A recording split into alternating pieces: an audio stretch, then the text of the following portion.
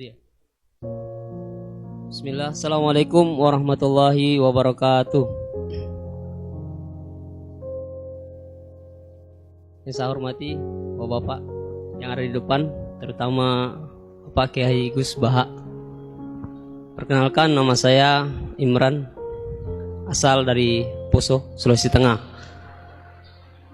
Alhamdulillah, pada kesempatan hari ini kita diberikan nikmat oleh Allah untuk bisa bertemu dengan Bapak Kiai yang mungkin secara pribadi dan mewakili mungkin perasaan teman-teman semua di sini, ada kerinduan, keinginan untuk berjumpa langsung dengan Kiai, dan alhamdulillah terlaksana dengan berkat artinya dari Allah Subhanahu wa taala melalui bapak-bapak kita dari Densus bisa memfasilitasi. Pak Kiai, yang pertanyaan saya, kita ini kan teman-teman ini bahasanya ex napiter, pernah masuk dalam kesalahan kebencian terhadap negara. Bahkan diantara kita ini ingin membentuk negara sendiri, ya kan? Apalagi kami dari Poso, terutama MIT Mujahidin Indonesia Timur, itu pengen bentuk komunitas bahkan negara di Poso gitu. Artinya ada kebencian-kebencian. Nah, bagaimana? Karena kami dulunya punya doktrin negara ini negara yang togut gitu, negara kafir yang wajib untuk kita perangi, kita musuhi, dan orang-orang yang berkepentingan kita, pokoknya kita basmilah sampai tegak negara ini, negara Islam versi kami saat itu. Nah, mungkin ada pesan atau ujangan nasihat untuk kami ini untuk semakin kuat, ataupun ada kisah-kisah ataupun ayat-ayat yang menjelaskan bagaimana kita itu harus sungguh-sungguh mencintai negara kita yang kita cintai ini. Kemudian yang kedua, Pak Kiai, terkait masalah ihsan ini seperti apa? Karena mahwal Islam, mahwal iman. Nah, ihsan ini kita mungkin yang belum terlalu kami pahami. Apa itu ihsan yang kata Nabi, anta'budullaha ka'annaka tarahu fa illam takun tarahu fa innahu yarak. Mungkin ada penjelasannya, Pak Kiai Gus. Mungkin hanya ini yang dapat saya sampaikan. Assalamualaikum warahmatullahi wabarakatuh. Namanya siapa tadi? Imran. Imran. Ya. Memang orang sana kalau baca Imran apa Imron gitu? Dari sana Bugis Imran, jadi orang sana nggak pakai ro. Kalau orang ngerok jadi pakai ra. Kalau ainnya? Ain pakai ain. Berarti apa? Imron gitu. Ya, kalau sana tulisan KTP Imran. Imran. Apa bacanya orang-orang Sulawesi? Apa? Imran. Imran. Bismillahirrahmanirrahim. Ya, yang rileks saja ya. Saya pernah ketemu orang yang pakaiannya itu enggak, mungkin kalau orang syariat bilang enggak syar'i lah, pakai pakaian yang tidak syar'i. Tapi dia muslimah, dia ke masjid. Saya ditanya sama seseorang, Gus kok sama orang gitu mau bertemu gitu. Karena terus saya bilang, kenapa? Dia pakaiannya ada islami.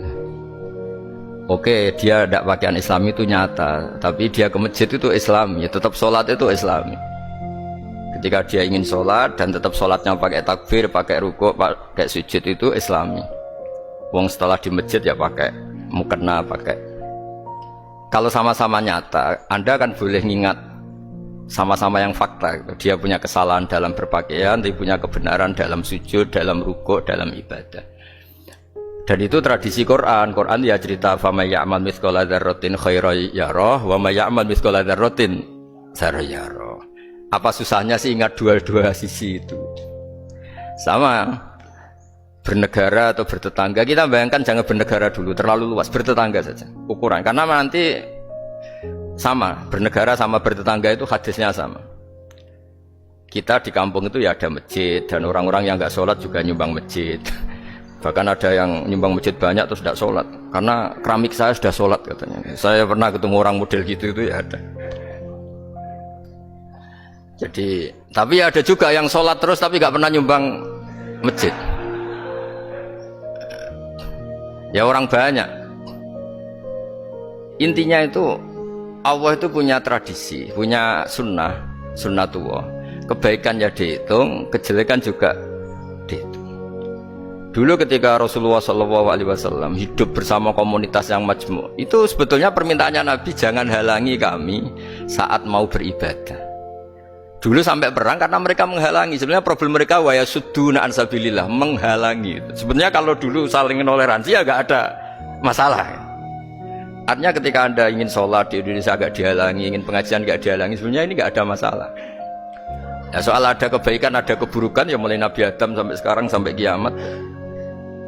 Itu cara pandang. Jadi cara pandang kita terhadap orang lain itu harus hal-hal yang nyata. Kalau kesalahan mereka nyata, kebaikan mereka juga nyata. Kenapa kita hanya ingat sisi yang jelek, tidak ingat sisi yang baik? Saya sering cerita ke santri-santri saya, bahwa setiap saya pengajian diundang orang di mana-mana itu saya mesti istighfar. Karena gak ada pilihan. Saat saya datang ke pengajian di Sulawesi, misalnya saya tinggal ngaji di sini.